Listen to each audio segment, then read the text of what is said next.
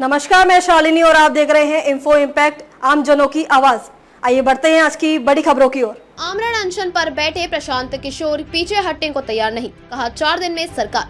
पटना बिहार में बीपीएससी परीक्षा में हुई गड़बड़ी को लेकर एक तरफ अभ्यर्थियों का प्रदर्शन जारी है, वहीं दूसरी तरफ जन स्वराज पार्टी जसूपा के सूत्रधार प्रशांत किशोर पीके पटना के गांधी मैदान में आमरण अनशन पर बैठे हैं।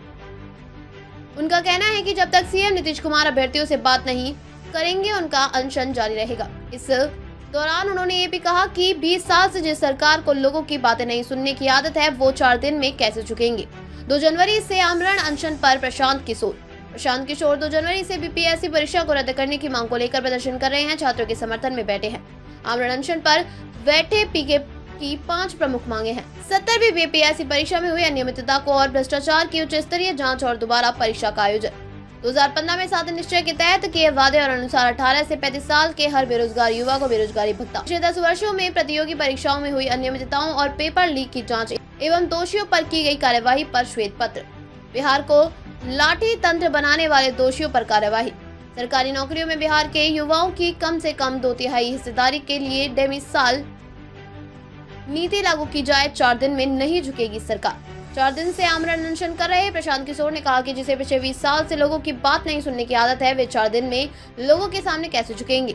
सरकार की असंवेदनशीलता, अहंकार और भ्रम है कि बिहार की जनता खड़ी नहीं होगी, अपने बच्चों के लिए खड़ी नहीं होगी। चुनाव आएगा तो जाति धर्म के नाम पर बंटकर वोट दे देंगे। अनशन की रणनीति पर पूछे गए सवाल के जवाब में पीके ने कहा कि कोई रणनीति नहीं है, बस बैठे रहना है जब तक प्रदेश के लोग जागेंगे नहीं तब तक। पीके ने बिहार की जनता को बदलाव के नाम पर उठने और आवाज उठाने के लिए कहा। उन्होंने कहा कि अगर आप आज नहीं उठे तो 5 साल बैठ के रोते रहिएगा। जब तक बिहार की जनता नहीं जागेगी तब तक कोई सुधार नहीं होगा। इन लोगों को समझाना होगा कि जनता की ताकत से बड़ी कोई ताकत नहीं है।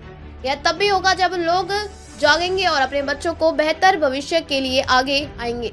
लोगों को धर्म, जाति और 5 किलो अनाज से परे सोचना शुरू करना होगा और अपने बच्चों के बेहतर भविष्य के बारे में सोचना शुरू करना होगा। सीएम की यात्रा पर भी साधा निशाना। सीएम नीतीश कुमार की प्रगति यात्रा को लेकर भी पीके ने तंज कसा। उन्होंने कहा कि बिहार का युवा आंदोलित है, 20 दिन से सीएम से मिलने का टाइम मांग रहा है, लेकिन सीएम के पास समय नहीं है। ऐसे में उनकी यात्रा करने का क्या फायदा। नीतीश कुमार जनता के पैसों में अधिकारियों के साथ घूम रहे हैं। अगर उन्हें यात्री ही करनी है तो 1 घंटे के लिए किसी गाँव में बिना अधिकारी के बैठे। परीक्षा को लेकर भी कही ये बात। पीके ने कहा कि बीपीएससी की पुनः परीक्षा कराकर सरकार ने कानूनी तौर पर स्वीकार कर लिया है कि परीक्षा में कुछ छात्रों के साथ अनियमितताएं हुई हैं। इस दौरान उन्होंने विपक्षी पार्टियों के विरोध को लेकर भी अपनी बात कही।